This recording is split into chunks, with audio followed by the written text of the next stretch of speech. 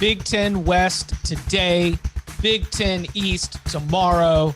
Gentlemen, are you ready to count them up? Let's do it. As much as I think it's the under is a safe play, like I can't even. Count them up. Count them up. How many games y'all gonna win this fall? I can't fathom 8 wins. How many games y'all gonna win this fall? I just can't. I don't see it. It's not on there. It's not the schedule I'm looking at. Unless there's another schedule somewhere. The win totals today brought to you by the Edgewater Emporium and Entertainment. So close. Edgewater Sportsbook and Entertainment Emporium. And as Barton spoiled, we weren't ready to announce, but we've got a buffet now too. So yeah. The Edgewater is the only book with the stones to put these numbers out here. Everyone else scared of COVID. Props to the Edgewater to getting out there and getting this done. We know we're going to make money no matter what here at the Edgewater Sportsbook and Entertainment Emporium. And plus, what we're about is in the name, entertainment. That's right. Cannot wait. Hope that these win totals do end up getting aggregated across. This is content, and if you need to contact the bookmaker, just reach out to Tom Fernelli on Twitter or on via email. He's got sources inside the sports book that might be able to elaborate and are available for interviews, perhaps.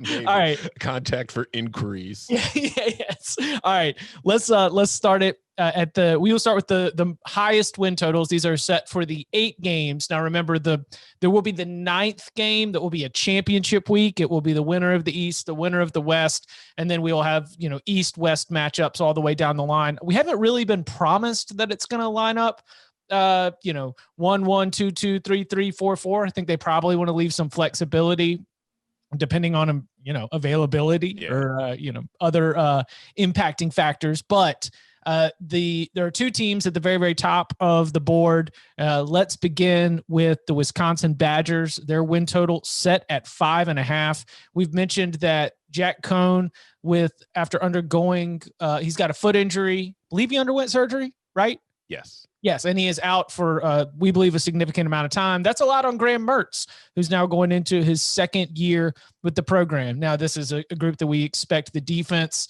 to lead. When we were doing all of our hurry up hot seats, we were like, all right, it's just going to be a Wisconsin team. It might be running back by committee instead of Jonathan Taylor, but they're going to lean on their defense. So the cross division game, we've got an at Michigan on there, and we've also got an Indiana for the Badgers. Wisconsin at 5.5. Barton, how are you attacking this one?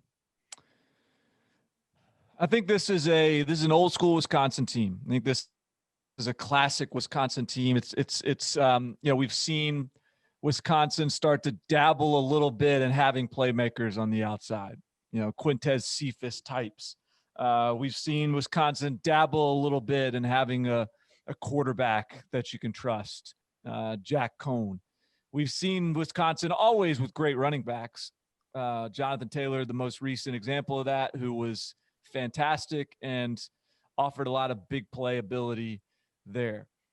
I think that Wisconsin this year, as I look at their roster, as I look at their strengths, I think it's going to be a conservative team that plays to the strength of which is absolutely far and away the defense. Might be as good a defense as there is in college football. I think it's good, and I think the numbers will bear that out because the way Wisconsin will play and protect it. We're back to a running back by committee. We're back to a quarterback that we don't know a lot about, that we probably don't trust yet. Graham Mertz, former 4-star talented kid, but we don't really we've got nothing yet that's a proof of concept there. And so I think this team is still probably the best team in the West. I think this team is capable of beating anyone in the West. Let me see. Their schedule, their cross division is Michigan, Indiana. Mm-hmm. All right. So they're capable of probably beating every team on their schedule. Ultimately, though, I did go under the 5.5 at 5-3. I feel like there is enough vulnerability here, like there's not a big enough gap between Wisconsin and everybody else to where, hey, like especially this year where maybe there's a few injuries, maybe there's a few COVID issues. I just think this is a team you can kind of, toss in the hat along with the rest of the sort of upper half Big Ten West teams, and Michigan and Indiana, who it plays, sort of fit that bill. And it just might come out with 3 wins and might be 5-3 and still be number 1 in the division, or 3 losses rather. Might be 5-3, still be number 1 in the division. I have a hard time going 6-2 with this team. Yeah, I'm with you. I spoiler alert for the rest of the episode, but like when we had our expert picks that were due this week that we had to put in for, our Big Ten predictions like we do normally in the off season. And my bold prediction for the Big Ten was that there wouldn't be a single team in the West with fewer than 3 losses because of kind of what Barton was just saying. I think that Wisconsin is the favorite to win it. I think Wisconsin could be the best team. I think that it's capable of beating everybody on its schedule. It's just everybody in this division. I don't think there's a very large gap between Wisconsin and the worst team in the division, let alone Wisconsin and Minnesota or Iowa or whoever you consider to be the second best team in the division. And I think that when you put that on top of the situation we find ourselves in where there are no bye weeks, everybody's playing one game after another, I think that in a division without an elite team, it's going to be difficult for an elite team to emerge. So when I look at the schedule, that road game at Michigan, that's not going to be easy, even though I don't have the highest of hopes for Michigan this year. A road game at Nebraska, that could be a difficult game early in the year. You get the Minnesota game at home late, but then you have to finish the year on the road against Iowa. And frankly, if I'm playing Iowa this year, I would rather play them now than at the end of the season when maybe they've figured out, their depth chart and all that kind of stuff and what they can do and who does what.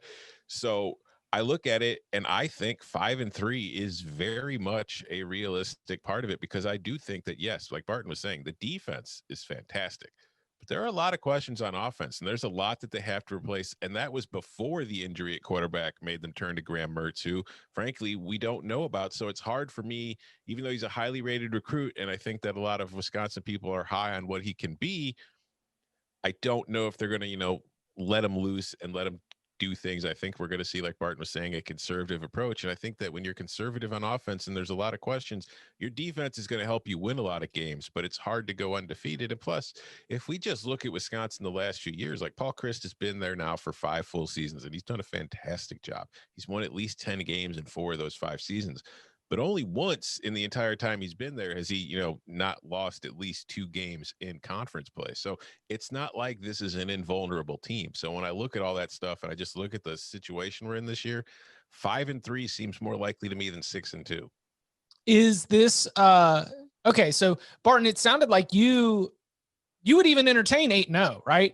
Like you would not be stunned if this defense comes out and they are just, like one of the most dominant defenses in the entire country. That is the narrative. It's one of those things where they're going to end up at, it was like only 9.4 points allowed. They're only running like 52 plays, but it's still like, that's like the stat that always ends up popping up because that's a pretty, for Wisconsin, that seems like it's one of the most wide variances there where you could see an 8-0, but you could also see this being 5-3 or 4-4. Like, is this one of those teams right there? Yeah. And honestly, it's weird. Like I would have a hard time getting to 4-4. Like I feel like it, like high 4. Yeah. I mean, it's the number is the Edgewater is a good book, and they made a good number here. And I think it's very hard. Like I would be very surprised at 4-4.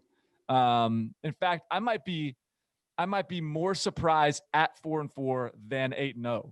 Yeah. I just think that 5-3 is the most likely number of all. And yeah, I think like with the point you made with I could see 8-0. Yeah. And the better way to phrase it from my end is there is not a loss on the schedule where you look at the schedule and you say, well, so other than that game, they should be favored, or they look like every game is not only winnable, but they might very well be favored in all the games. So I don't know. So yes, I think 5-3 is more trying to thread the needle there than it is sort of expecting a down year. Yeah. I think if you look at the schedule now, the only time you could say for sure that there's a decent chance they wouldn't be favored would be that road game at Michigan. And even that one, they might be favored. So I'm over, but I don't disagree strongly. It's a very, very good number. Y'all know that's in the last year or so, I've gotten a little bit cold and calculated with the way that I run these down, try to maintain some integrity across the system. So my wins are Illinois at Nebraska, Purdue at Northwestern. My toss, no losses, to your point. I don't see a single surefire loss that I'm ready to throw down there, but 4 toss-ups. So 4 wins, 0 losses, 4 toss-ups. Toss-ups being at Michigan, Minnesota, Indiana, at Iowa. That Wisconsin-Iowa game is always so weird. Like that rivalry in general, I feel like no matter what the projections were for a team, might make that a toss-up. But I do think that as I was looking at this and trying to decide whether or not I was going to take this to over or under with 4 solid wins, the fact that they get Indiana, a team which could be dangerous, and Minnesota, a team that I am also very high on, the fact that those 2 games are in Camp Randall, I think is what pushes me to over and thinking that 6-2 is likely. But no strong disagreements if you're thinking that 5-3 is that side of it. So to be clear, you've got Illinois as an automatic win, huh? Automatic win. All right, let me write that down. Yeah. All right, cool. No, cool. You already got your win against Wisconsin. It's in the books. You check back in 10 years later. Our first win against Wisconsin. Yeah. Ever? No, of the Lovie Smith era. Yeah. Second one comes on Friday night. Love it. Can't wait to bet some Big Ten unders on the lock spot on Thursday. Oh, yeah. Count them out. All right, let's go to Minnesota, which, like Wisconsin, also has a 5.5 win total set by the sports book. We've got Kirk Shiraka gone. Talked about it a lot during the spring. And Mike Sanford, old mixed results. Mike Sanford coming in as the new offensive coordinator. But I do think that you look at the return of Rashad Bateman, Tanner Morgan being there. Man, if it's there. You got a stacked deck to be able to be successful here offensively. And PJ Fleck, offensive coach. So we'll see if that ends up becoming a storyline if the Golden Gophers cannot, be dominant, be successful on offense. Defensively, they are young. They are inexperienced. Inside that coaching staff, they do believe they have talent. And I think that, from my opinion, ever since Joe Rossi took over as the defensive coordinator in the shakeup of late 2018, it played pretty well, 14-3 as a team since he was promoted to defensive coordinator late in that 2018 season. 5.5. Tom, where are you going here with the Golden? Yeah, fraudulent Fernelli. Where are you going with the fraudulent ass? Where the rivalry continues. Under. It's the same thing I mentioned with Wisconsin. I don't think any of these teams are getting out of here with fewer than 3 losses in this division. So if the total's 5.5, I got to go under. And it's Minnesota defense is going to determine what kind of season this is for the Gophers, because talent-wise, this is probably the most talented offense in the division. When you look at the quarterback and the receiver spot and the offensive line and a couple of the backs that they have at the running back position, there's a ton of talent on this team, and there's a high ceiling with the offense. But like, as you mentioned, Chip, the defense is very young and inexperienced. Like, if you look at Bill Connolly's preseason returning production rankings from, way back in the long ago, Minnesota's offense ranked 13th in returning production. Its defense ranks 125th. So there's a lot of new faces that are going to be in important places. And I think if that defense can step up and get, play well and just be good enough, this is a Minnesota team that can go 6-2. It can go 7-1, and maybe it could even go 8-0 and win the West Division. It's too big of a variable for me to believe in that confidently that those are the likely outcomes.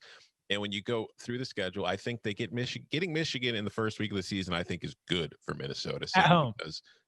Because Michigan, we've got a lot of questions about them where they don't have much returning production either. So I think that's a good spot if you've got to play Michigan from the West. And then you get a pretty nice other crossover game the very next week at Maryland. I think that's a very winnable game. Illinois on the road, winnable. Iowa at home, winnable. Purdue at home, I think that's a win. Wisconsin on the road, that's a little iffy. Northwestern, winnable. Nebraska on the road, that gets a little iffy. But there's no game on this schedule where I look at and say they can't win. but there's also no game on the schedule I look at that say they can't lose, because even that Maryland game's on the road and it's a week after playing Michigan and it's the second week of the season when you've had a weird buildup. So I think that this team is really good. I don't think they're fraudulent. I think they're a top 25 team. I think they're a team that could compete for the Big Ten West. And I think that they're a team that could get to the Big Ten championship game. I just don't think any team in the Big Ten West can go 6-2 more often than it goes 5-3 this year.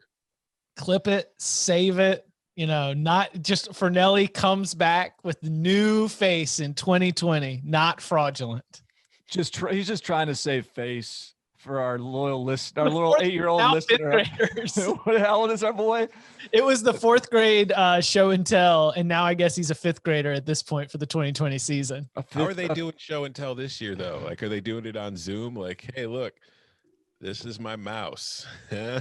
No. It's way more dangerous on Zoom because you've got more to be able to pick up, and it just doesn't stop. When you're at the front of the classroom with your one item, you got to get it done. I think that you lose control of the clock, bad clock management when you're doing show and tell on Zoom. I thought you were going to say it's more dangerous on Zoom because of what happened to that one reporter.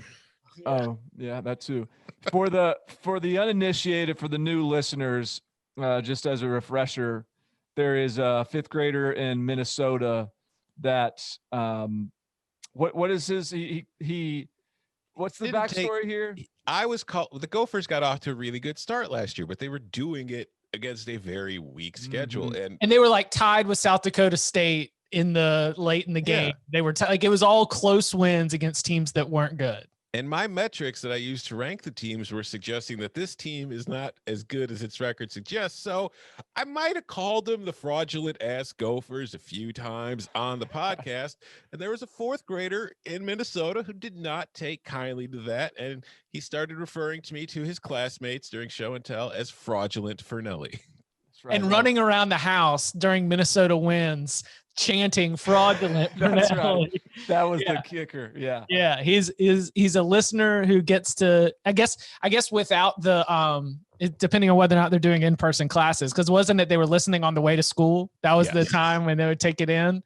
So, it's, I hope you get to listen to this one. I don't know whether it's listening sessions during your lunch break or what, but you just heard Tom Fernelli say that Minnesota's not fraudulent. He did while taking the under. I mean, I think he was just playing, just stooping to the 5th grader, cowering in fear. Please don't beat me up. Please don't call me fraudulent. All right. So this is a similar case as Wisconsin. I think Minnesota looks 5-3 to me. I think that they've, and in some ways I might even see them as a more likely candidate to get to the over because of that offense. I do think Kirk Ciarrocca's departure is not irrelevant. Mm-hmm. I think that's something. Sorry, I'm chewing my gum. I think that Kirk Ciarrocca's departure is not irrelevant. I think that that's something that we gotta get answered. Is how seamless is this transition to the offensive coordinator spot going to be? But I expect the offense to be really good, and PJ Fleck is, he's proven a lot in a short period of time. And the thing about their defense, while they are replacing a lot, their secondary is really good, I think. I mean, they return starters across the board, at least in several spots. I think Benjamin St. Juste is really good. I think Tyler Nubin stepping in is really good. I think that's a group, and particularly when we're valuing receivers on offense and secondary on defense, that's a group that gives me some confidence in Minnesota this year, perhaps being able to surprise us all again. But it just goes back to the Minnesota deal. I think these teams are all a little bit too close for me to confidently go over the highest numbers on the board, regardless of who you assign them to. I think that's kind of where I'm at. And so I'll take the under here for Minnesota as well. Oh, let's go over. There's one team that I think I've already found that is skewing. We're standing. You got some losses out there? Yeah. Well, Chip got somebody going 0-8 over here. Yeah, no, I think that I think that we're off on how we view Nebraska, and we'll get to Nebraska in a little bit, but I think we're just in different places on the Cornhuskers, and that's definitely throwing a wrinkle into how we view the schedule, because I think that there are 6 wins and 2 toss-ups and 0 losses. I feel really good about the general trajectory of like lose big, lose small, win big. And I kind of feel like there was a little bit of a shift during October of 2019, and they came up short. Ultimately, Minnesota came up short. It was, what was it, pouring down snow, and they couldn't get the last win they needed to be able to reach the Big Ten championship game. I think that Minnesota is the Big Ten West champs. And so I feel a little bit more confident in them in some of those tight games. You know, you look at the like Iowa, that's going to be at home. Purdue, that's going to be at home. At Wisconsin is going to be really tough and likely decide the division. But I got Minnesota going over, and I think they're the Big Ten West champs. I will admit that if that offense, like I said in the intro, if that offense takes a significant step back, that is wildly disappointing. And if I am a Minnesota fan of any age, then I would be very upset that Mike Sanford was not able to maintain some of those same, like, you know, they call like Kirk Shiraka an RPO guru, you know, like he just does a great job of stressing defenses, and Tanner Morgan looked awesome in that offense. So, and you got Rashad Bateman, you got Tanner Morgan, you got a good offensive line. Offense clearly matters in a very big way here in this COVID season. I will be going over for the Golden Gophers. I do not hate the idea of Minnesota as your pick to win the Big Ten West. Not at all. How many games y'all gonna win this fall? The Iowa Hawkeyes, 4.5 is the win total we've got right here. Spencer Petras is our starting quarterback, we believe. Maybe. Yes. Yeah, we're feeling good about Spencer Petras. Tyler Goodson at running back is exciting. Amir Smith-Marset at the wide receiver position. You are losing some pretty important pieces on that offensive line as they look to try and maintain that Iowa standard of being really good at the line of scrimmage. The schedule sets up where they've got Michigan State at home, Penn State on the road are the cross division games. Barton, which way are you going with the Hawkeyes? There were two teams. This is Iowa and one more that to me were the toughest to peg. Least conviction in sort of what they were going to be. Iowa is really fascinating to me. So they lose this quarterback that's been 3-year starter, NFL draft pick, sort of stalwart, like quarter. But at what point in the Nate Stanley experience did we ever sort of think, well, that's a franchise guy, like who's just putting them on his back? I mean, he was damn bowl game when he was lighting up USC and the season's done. So the idea that he's gone and Spencer Petras is stepping in, that could mean anything. It doesn't. It's just an unknown to me. It's just like an unknown variable. Okay, so you got that. Then there's the idea. Look, I just mentioned it with Minnesota in terms of their secondary. Okay, so where are areas where I feel are most important in assessing a team coming into the season? To me, every game, every year is becoming more and more important, the wide receiver position. Well, typically that's not a spot that you're really like trumpeting Iowa about. And yet this might be the best group of wide receivers Iowa's had in a long, long time. Now, I don't want to put a date on it, but I don't know. I mean, this is a really like top end wide receiver group. Brandon Smith, Amir Smith-Marset, even the tight end, Sam Laporta is a guy that I think that they're very excited about that's coming on and came on late last year. So you've got that. You've got Tyler Goodson at running back, who is one of the, I think, top running backs that Iowa's had in a while. A guy that's really talented, and yet, and so then they've got, all right, so yeah, they lose Tristan Wirfs at offensive tackle. Well, Tyler Linderbaum was emerging as like one of the best centers in the country as a redshirt freshman last year at center. They still have Alaric Jackson back at the other offensive tackle spot. They've still got talent, and yet the offensive line really wasn't that much of a strength last year, if like you really dig into things. And so what do we make of that? And so then I come back to this idea that, all right, well, as I assess the strengths of this program, like, or at least of the offense, it's the wide receiver position, the skill talent. Well, Iowa isn't even a program that maximizes those sort of players at a like in any like effective way. They almost minimize guys based on the scheme and just sort of their mentality offensively. And so, and then like there's this whole other I haven't even talked about defense, and there's I think their defense will just be what it typically is. Bend but don't break, really good discipline. Like they got enough guys coming back to where I think that their defense will be good. But then there's this whole idea about how much is this offseason turmoil going to affect the team? Is it going to have a significant impact where they don't have the same discipline with Chris Doyle not in the weight room, where there's been factions forming in the locker room? Or maybe this team plays looser than they ever have. Maybe this team feels more united than it ever has. I mean, that's a lot of like questions and not answers coming from me. I understand. I think because of that, I went 4-4 with this team. But it's similar to Wisconsin, where it feels like I don't think the bottom falls out and they go 3-5.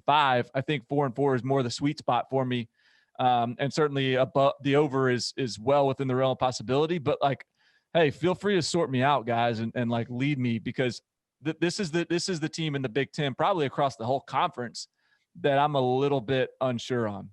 Yeah, they're a wild card. It's hard. I feel like I don't think 3-5 is out of the picture, honestly. I think 3-5 to 6-2 are all very realistic possibilities for this team. And, Chip, you mentioned like the changes on the offensive line. Barton touched on it.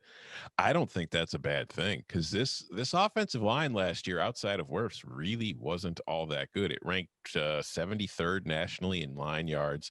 It wasn't great, particularly anything. They couldn't really get much of a run game going. Like even with the talent that they had at the running back position, they were still getting like 4.5 yards per clip, no matter who they were handing the ball off to. There wasn't a whole lot of, big explosive plays in the run game for them last year. And I think that kind of limited them. And I look at this situation.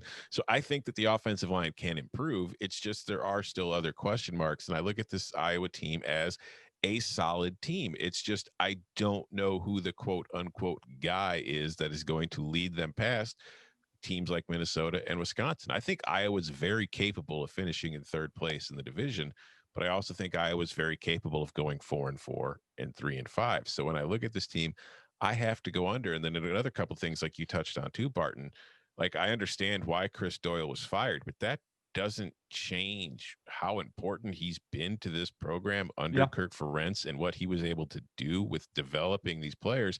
And that's going to be interesting to see if they could keep that special sauce going without him there in charge of that strength and conditioning program, and how that might have impacted them this offseason, especially in a crazy offseason, because it's one of those things. It's like, we think of missing spring practices and we think of missing all that kind of stuff. But when you look at how workouts and all that kind of those things were disrupted while trying to have to work in a new strength and conditioning coach for like the first time in 20 years, the program might have been a little, the strength program might have been a little, just disjointed this offseason. And I don't know what kind of impact that's going to have on the team going into the season. So there are so many variables surrounding this team. But at the end of the day, I feel like Iowa's Iowa, so it's going to be solid. It's not going to be bad. It might be pretty good. So I'm going – I look through the schedule. I've got them pegged at 4-4 most likely.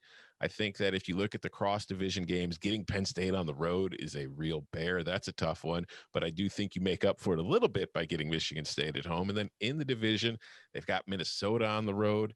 They have Illinois on the road the week before they finish the season against Wisconsin. And I think that going from Minnesota on the road to Penn State on the road and then home games against Nebraska and Illinois, those Nebraska and Illinois games suddenly get a lot more complicated and a lot more difficult following the Penn State, Minnesota games with Wisconsin looming right behind them. So I think that 4 losses are very much a real possibility here. So I'm going under. Since 2010, Iowa has lost 3 or more conference games every year but one. They just like, you look at the pieces and if you want to come to me and you want to make a underachiever argument, I would listen to it. It's not the argument that I'm ready to like sit out here and make, because the Iowa football culture, capital C, whatever that is, like there's something, inherent about the experience of being an Iowa football fan that seems so much deeper than really I've found. As I've learned more about the program, I realize how more distant I am from that Iowa football experience. But if you look at if they reset to what they're going to be, they're going to drop a couple games here. And you mentioned some of those dangerous spots on the schedule. I'm also going under. And what Michigan State is going to be like, if I was the wild card here in the Big Ten West, Michigan State is the wild card on the wild card schedule, especially as we're trying to decide about which way it's going to go on the win total. Because I mean, if Mel Tucker messes around and has a pretty decent football team and they win that game, then we are talking about probably 4-4 or maybe even a 3-5 type season for Iowa. If Michigan State ends up needing more time and the pandemic impacted off season and the start ends up making the Spartans just kind of a year zero situation, which it probably is already, then maybe Iowa ends up winning this, ends up going 5-3. But I think 6-2 is out of the question, the way that I break down the schedule, at least. So I will be going under as well. All I know is I'm already ready to take the under in the Iowa-Michigan State game. Yeah.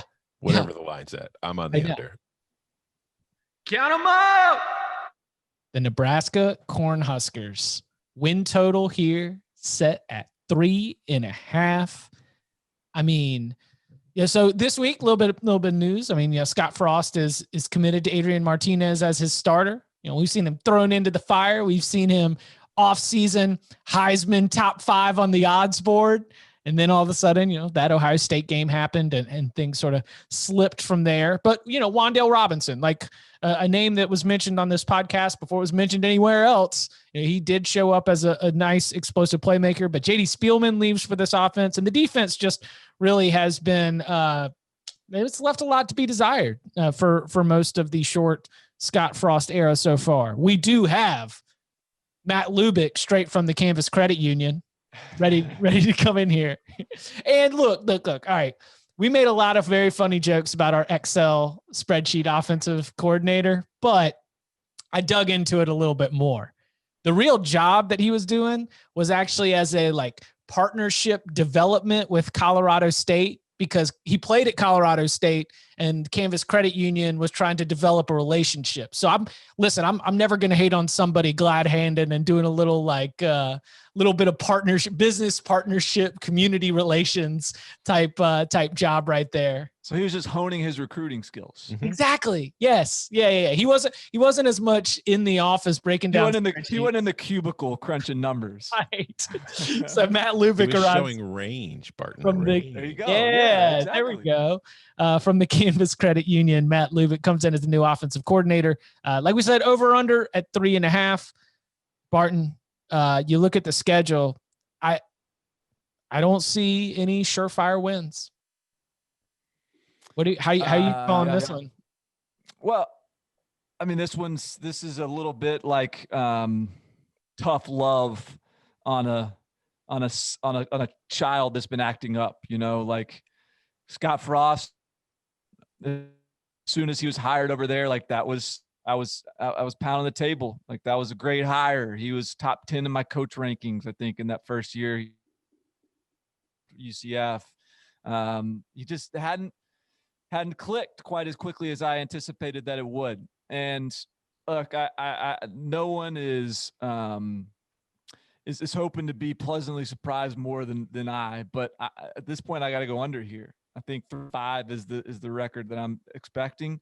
I think the offense might in fact start to click this year. I think the offense could be pretty high scoring, but those 2 cross division games that the Big Ten just spanked them with, that's 2 pretty big L's that just showed up on your schedule. And so when you throw those on there, and then when you look at the defense, and when you look at, I'm just not super confident that the improvement is going to have shown up defensively. And so with that said, like there's just teams that you trust more than Nebraska. And I just don't know how you can go above 3.5 right now, other than just with some blind faith. I will say this though. This is my one optimistic point here. I think the fact that Nebraska wanted to play football so badly this year could tell you a little bit of something about the culture in the locker room that might have taken hold. I don't know that, but like the first couple, you remember like first year or so, like Scott Frost was like, oh, I don't know. We got to figure out, we got to. Who wants to be here? Yeah, made a lot of insinuations about sort of the nature of the locker room. And I don't know how much of that was just Scott Frost wanting to play, but there were some times when players were trying it out there and players were pleading to play, and like they seem like they really are invested in this season. And so perhaps that could be the, an indicator that could tell us that that maybe there's something there under the surface. And they are 17th in the country in returning production in the Bill Conley stuff. Mm-hmm. So I don't know. Second on offense in returning production. Yeah, defense is the problem. I'm not buying the players wanted to play, because I'm pretty sure the players at every school wanted to play. I think that the difference for Nebraska was that their leadership was far more vocal about the fact that they didn't agree with the rest of the conference. It wasn't so much the players wanted to play, because Purdue wants to play, Illinois wants to play, Iowa wants to play, Maryland wants to play, India, they all want to play. But Syracuse might not. Syracuse maybe not. Yeah. But they got the leadership spoke out, and they're getting punished for it, because this schedule is a bear. You open with Ohio State in the battle of the two teams that saved Big Ten football alongside Danny Cannell. And then you get Wisconsin the very next week, and then you get Northwestern before you get that Penn State game. And that Northwestern game was already going to be kind of difficult as it was, but now that you sandwich it in between those three games, it takes on a whole different level. We're looking at a Nebraska team that could be 0-4 after the first month of the season. So now for them to get to the over, it's like they've got to win out. And that last 4 games still includes games against Illinois, Iowa, Purdue, and Minnesota. So I look at this team and I think that this was supposed to be the year where you mentioned the returning production, Barton. They're second in the nation in returning production on offense. This was supposed to be the year where we finally kind of started to see that Scott Frost offense get going. But then they get handed this schedule, and it's like, I don't know if we're going to see it, and I don't know if it's going to matter playing these teams, particularly with that defense. And then plus, Chip, like you talk about, like losing close and then winning small and that kind of stuff.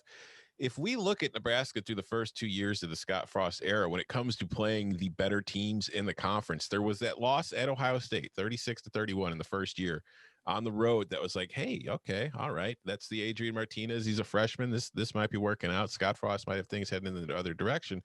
But if you look at every other game where they've played like a ranked team or one of the Big Ten's best teams, they lost 56-10 to Michigan. Last year, their losses, they had the 48-7 loss to Ohio State. They lost to Minnesota 34-7. They lost to Wisconsin by only 16. That was their closest loss amongst better competition. So I don't know. That's a significant gap. That's what that tells me. There's a large gap between Nebraska and where Nebraska wants to be or where Nebraska sees itself.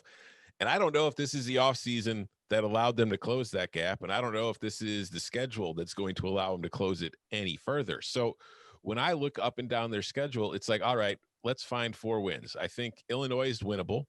I think Purdue on the road is winnable, but I don't think it's a guarantee. I think it's mostly a coin flip. I think Iowa on the road is a coin flip at best. I think Northwestern on the road is a coin flip at best. I think Ohio State on the road, that's a loss. Penn State at home, that's a loss. Minnesota at home, 60-40 maybe. Yeah. Like, I don't know, because your offense is really good, but their offense is really good too, and your defense kind of stinks. But still, I think that's not a horrible matchup for you. It's just, I think 3-5 is far more likely than 4-4, and it's a lot more likely than 5-3. So I am on the under. All the way across. I thought that based on the way we were talking about these teams at the top, that y'all are going to be sitting here on a more bullish Nebraska position, but I misread that. And it was pretty easy, because if I go Ohio State, Wisconsin, Penn State, Minnesota, if I think all of those are losses, do you think that Nebraska is in a position to win all of the rest of its games? No, they're just not. They're not there yet. I think that this is an under. And look, I think 3-5 could be a good season.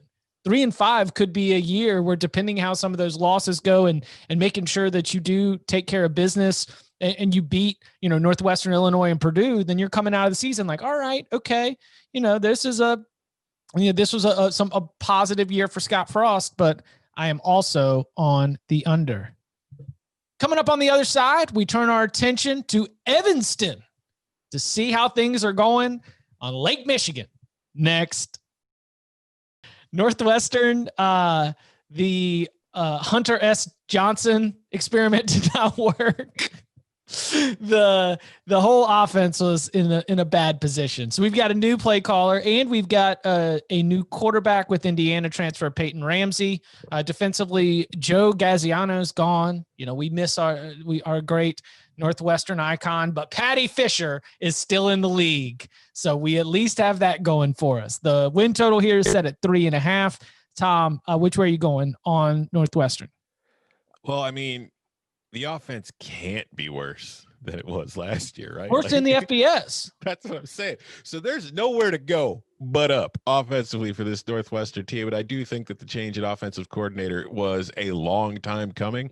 And I think many Northwestern fans will tell you it was a longer time coming in their minds. But we've talked about returning production rankings. Northwestern's number one in the country as far as the returning production. A lot of that is on offense. So I do think that the floor for this team is raised significantly, just because I do think that they're going to be able to score more points. I don't think this is an explosive offense. I don't think Pat Fitzgerald ever wants to have an explosive offense. Most of the way that they usually handle things, they're trying to win with defense. But I do think they're in a much better position. And I think that with the transfers coming in and with a lot of key players back on defense, although they did recently find out this week they lost a couple key guys on defense who have opted out for the season. But I think we're finding that out. I think Northwestern's known it for a while. But if you look at their schedule, there's room for growth here. You open with Maryland. I think that is a winnable game for Northwestern. I think Iowa on the road is somewhat of a coin flip. Nebraska at home, we talked about with the Nebraska thing. I think that's a coin flip for Northwestern. Purdue's a coin flip. Wisconsin, probably not winning. At Michigan State, coin flip. Minnesota, probably not winning. Illinois, probably 60-40 Northwestern's direction, honestly. So I think that this is a team, like, if the win projection is what, 3.5? Mm-hmm. This is a Northwestern team that I see going 4-4 this year. I don't think that is completely out of line. And as I mentioned, I've talked about, like, I think I've been all under so far for everybody in the division. I think that this is a division where from top to bottom, the gap between the best and the worst really isn't that significant. All the top teams are under and all the bottom teams are over. Spoiler alert. Yeah. And I think that Northwestern is one of those teams that's going to bounce back from a down year and see an increase in performance, simply because, if nothing else, Peyton Ramsey at quarterback has to be an upgrade over whatever you wanted to call that position that they had last year. I don't really want to call it quarterbacking because it didn't look like it to me. So I think that this is a team that is poised for a bounce back, because I also just have a hard time thinking that Pat Fitzgerald teams are going to be bad for that many consecutive years in a row, because I think he's just too good of a coach for that program, and he knows what he's doing there too well. So I think we're going to see a bounce back for the Wildcats this year. I'm going over 4-4. 4-4 for this Northwestern team. Yeah. You are crazy. This team is 5-3 at minimum. Yes. Yes. All right. This is my squad right here. This is where you thought we were going with Nebraska. This has been, I've been talking about this Northwestern team since the spring, when we tried to identify a team with returning continuity, with good culture in place, with leadership, all those sort of things. Now, the problem with the Northwestern prediction as being, a really good year was the idea that, well, they do have a new coordinator, they do have a new quarterback on offense. I think we've seen enough proof of concept early in the year across college football to where new offensive coordinators, whether it's Arkansas, whether it's Boston College, new transfer quarterbacks, same places. There's a lot of examples of these offenses being, like adapting and being implemented pretty seamlessly. I think they hired a really good offensive coordinator. I think Peyton Ramsey is a really good, or just a very Big Ten worthy quarterback. He's an Iowa-ish quarterback. Like he's the kind of guy that you would think of Iowa as he's going to be solid. He's their Nate Stanley. So they return. They're number 1 in the country in returning production, according to Bill Connolly. Now, I actually didn't realize that some of those guys had opted out. So they're losing a starting offensive or defensive lineman, Sam Miller, starting safety, and Travis Willock, and a backup tight end, a backup quarterback. But I don't think that really changes things too much for me, because again, there is sort of if you bet an over with a Northwestern type of team, not a type of team, just with Northwestern period, you have to sort of stomach the idea that you're not going to roll through the schedule. Northwestern ain't going to be sitting here at like 6-0 with 24-point margin of victories. Yep. Like, you're going to have to grind this thing out. And every game is going to come down to the wire, and Northwestern has to win those. And so sure, they could lose a couple more and they could slip below that 3.5 number, I guess. But I think that would take a lot of games going really wrong. I think that more likely than not, this is a team that ekes out those close wins in the same way they have in the years when they do cycle up to 10 wins under Pat Fitzgerald. So give me the over. This is my favorite play in the Big Ten. In the Big Ten West. I haven't looked at these yet. The record shall show that Barton Simmons said 5-3 at minimum. Book it. Under 3-5. Listen, I got too much excitement about Purdue and Illinois to hand a 4-4 record to Northwestern. I agree that it is going to be and like Northwestern might put a scare in both like Wisconsin and Minnesota, especially Wisconsin that's not going to have a super prolific offense. They could win that game, but nah, give me under 3-5.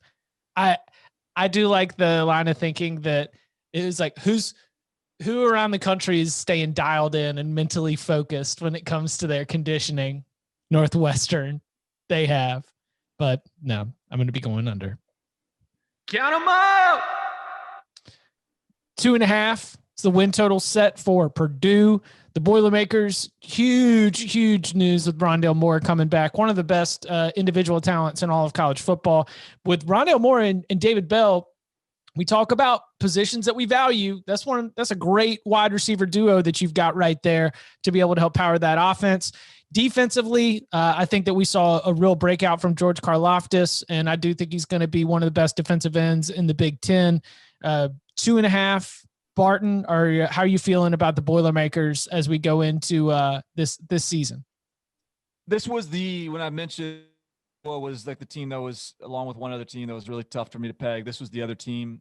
I think what's the hard part is this is the team where it's like, when you look at the Big 12 or something, and you have Kansas State number 9 in the preseason, as I did, you're like, well, I don't dislike this team. I think they're probably pretty good. This order has to shake out some way. And so I can't exactly figure out what to do with Purdue. I mean, I look at their, like, these names are just like hitting me in the face of like Rondale Moore and David Bell and George Karlaftis and Lorenzo Neal.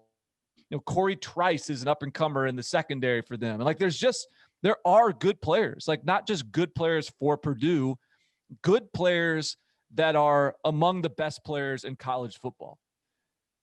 And yet I don't know why. And here they have a coach that is widely considered one of the rising stars in the game on the coaching side of things. And yet for whatever reason, it's hard for me to visualize all the wins for Purdue.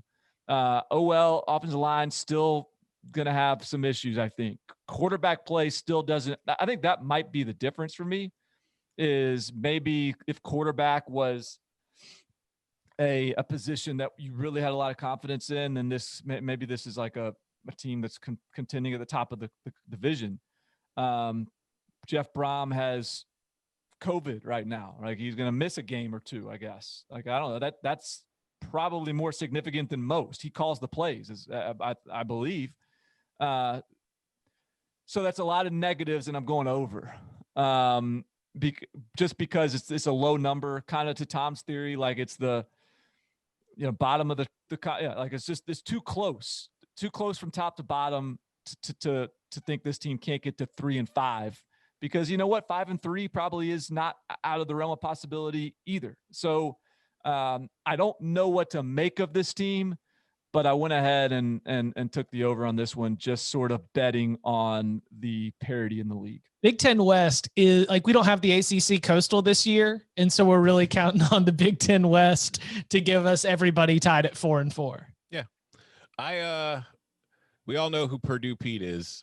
Uh-huh. I'm the Purdue Paisan, because Purdue is to me what Northwestern is to Barton this year. I think 4-4 at a minimum. I just, there's too much talent on this team, and especially with Rondale Moore coming back, it's like we talk about the most, like Minnesota has the most talented offense in the Big Ten West. Purdue might have the second most talented offense in the Big Ten West, and Purdue on defense has game changers like George Karlaftis. It might have one of the most talented defenses in the Big Ten West.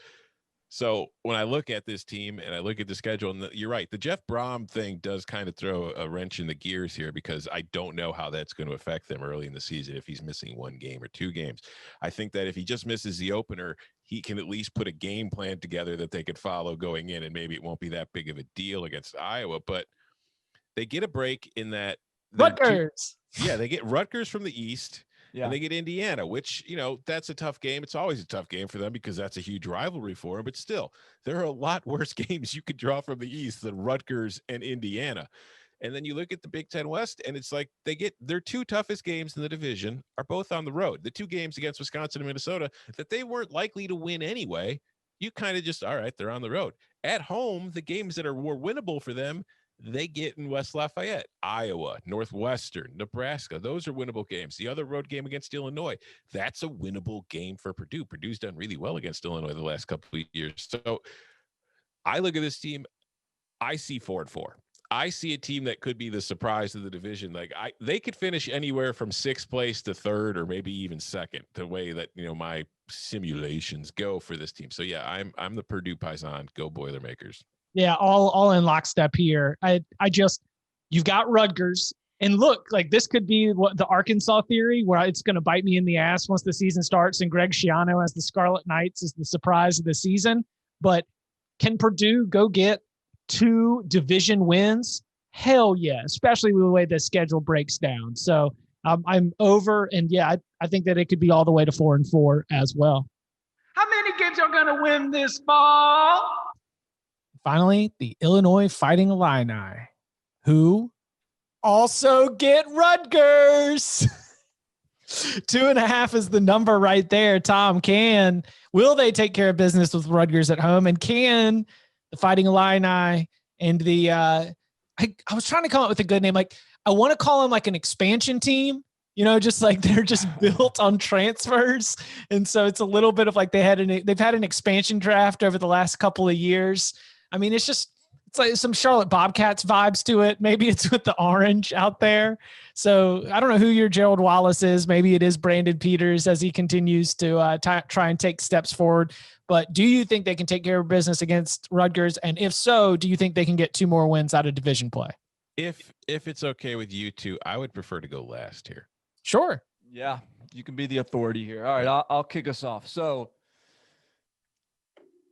we got 2.5 as the win total. I think we're just programmed to thinking that Illinois is pulling up the rear in the conference. But once again, I'll cite Bill Conley's returning production, 12th in the country in that spot. The quarterback returns. Offensive coordinator is the same. Defensive coordinator, Lovie Smith, is the same. They've got a nice new shiny addition amongst others at tight end, and Luke Ford, the former Georgia signee, that was a top 100 guy. Marquez Beeson, who was like absolutely just getting rave reviews in camp last year before getting injured before the season, missed the year. Now he's a redshirt freshman, and he'll be a major upgrade defensively. Returned 9 starters on offense, 5 on defense. This team is gonna find, it's got Rutgers as a win. Mm-hmm. I think there's at least 2 more somewhere. I don't know. I'm not naming what they are. That's sort of the nature of this conference this year. But I think there's at least 2 more wins in there. And so we're at the point now, I think, where, and I don't know what the perception is of Lovie Smith. Is he a good coach? Is he not? Is he an NFL coach? Is he a college coach? But this is a season where you can remove all the noise and you can just let him be whatever coach he is. If he's a good coach, he should be a good coach this year. He has plenty of time to build up this roster. As many of these transfers as they brought in, there are still plenty of these guys that are playing right now that are homegrown as well. I would anticipate that this team is this is one of these teams that I want to say is going to be just damn near good.